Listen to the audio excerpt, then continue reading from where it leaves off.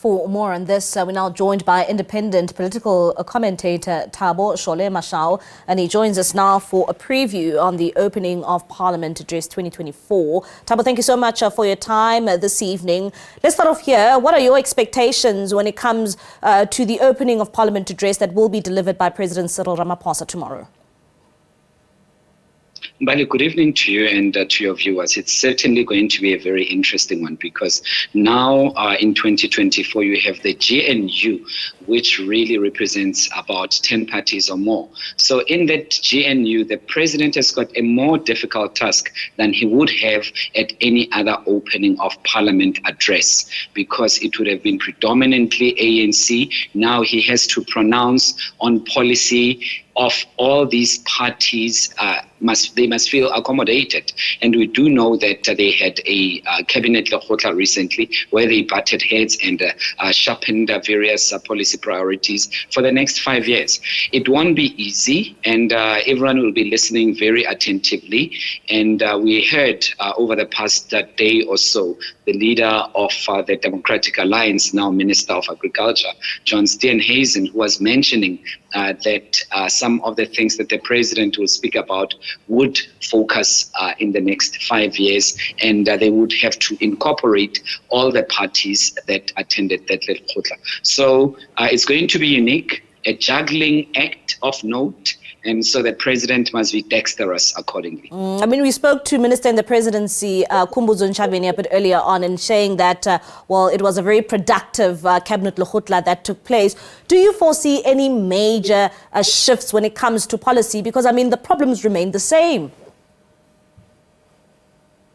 The problems remain the same, and they will argue that it's poverty, inequality, joblessness is also a contributory factor.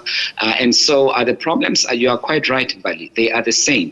But it is whether what is often referred to as neoliberalism policy will find resonance predominantly in what the president will be announcing tomorrow, meaning that a bit of shift away from the left and a bit centrist to the detriment or disgust of COSATU, SACP, and other left-leaning organizations. But as you would know, that the country is going through quite a lot.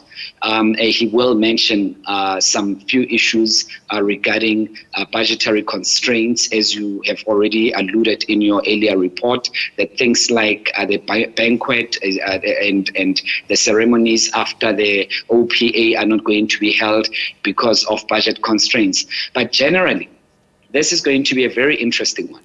In a sense that I suspect it's going to be more centrist than any of them have been in the past. When it comes to issues around chaos and disruption, we know that whenever there's an opening of Parliament, or be it a State of the Nation address, it's something that we usually see take place in Parliament. This time around, are you anticipating any sort of chaos or disruption, considering now that we also have the MK party that also forms part of this government, or rather part of the National Assembly?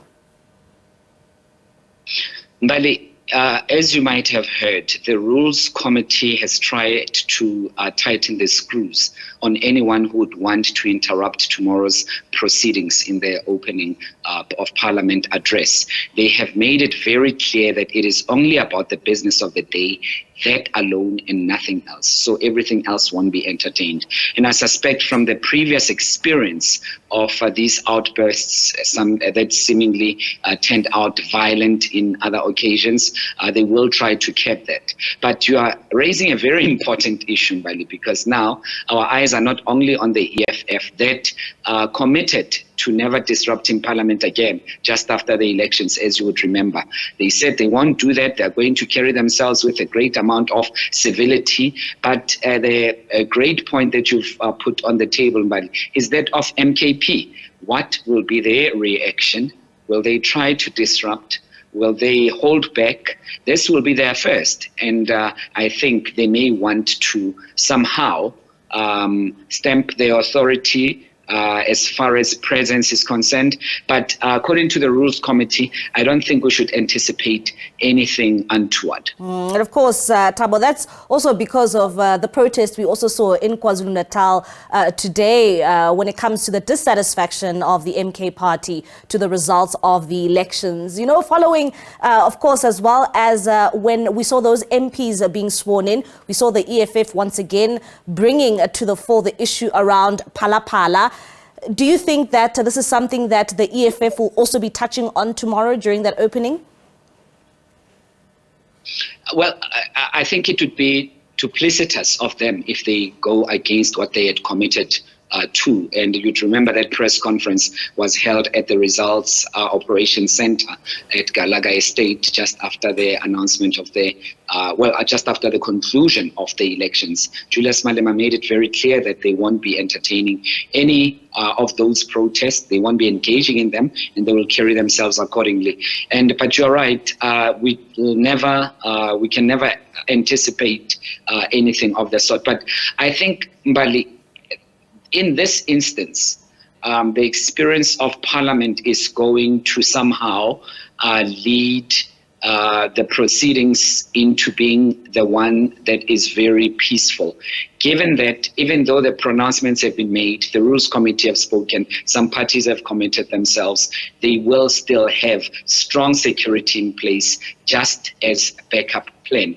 So, and this Parliament, I suspect it's going to be more robust, as you would know, and as your reporters earlier mentioned, that this is the opening of Parliament, not the State of the Nation address. Section 84 of the Constitution still applies therein, where the President convenes both houses, and also we see all three arms of the state coming together, the judiciary, the legislature, and the executive, in order to concretize what we often refer to as our very new democracy. And tomorrow will definitely set a tone, as to what will come. If we see any disruptions, it means that will be our daily bread moving forward. And of course, a number of commentators and those in the political arena touching on the fact that as we celebrate 30 years of democracy this year, this opening of Parliament also takes place on the birthday of former President Nelson Mandela. What are your thoughts on that? While we celebrate 30 years under a GNU government, and we also are marking former President Nelson Mandela's birthday. I think it was well planned, and there's nothing wrong with planning it to coincide with former President late Nelson Mandela. But also a very interesting thing is that now City Hall in Cape Town, as you would know, a couple of days ago has been declared a parliamentary precinct, and that's new. Even previously, the sessions were held there. And that's where Nelson Mandela addressed the nation from.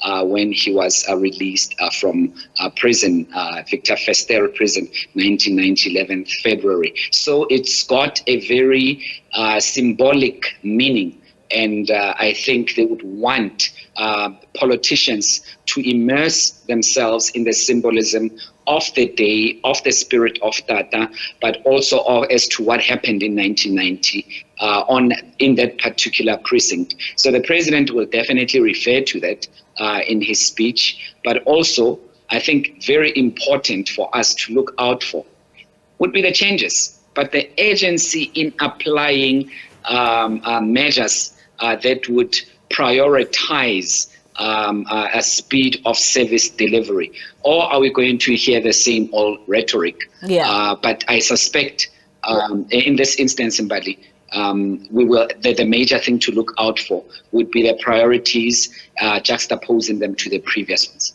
All right, Thabo, thank you so much for your time this evening. That is Thabo Shole-Mashao, independent political commentator, giving us his insights there in terms of what we can expect when President Cyril Ramaphosa opens that parliament tomorrow.